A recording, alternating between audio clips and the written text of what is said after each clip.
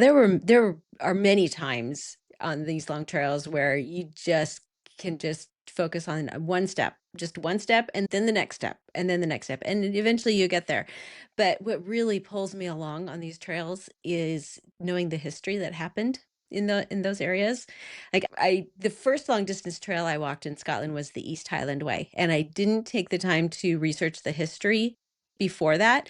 And while I loved the walk and I loved the company I was with and I enjoyed the scenery, like I was surprisingly like I got done and okay, that was fun, but I didn't love it. And so the next one I did was the West Highland Way. And I spent a couple years researching the history first because also I knew I was going to write this book. And so it was like researching it for this book, but also to see how that influenced my experience of the trail.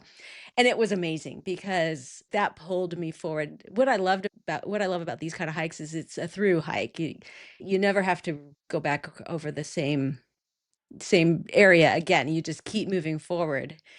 And so I just like knowing the history, like one of the most difficult sections of the West Highland Way is along the Loch Lomond, along the loch side.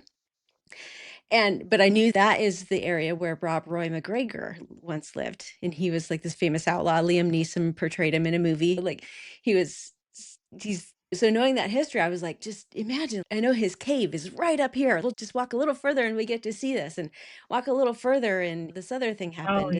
And up here, I know that there's this tiny island in the middle of the loch where you can't see anything, but I know that there's a castle ruins on that yeah. just that just keeps me that just keeps pulling me along, and I just find that magical. I love that.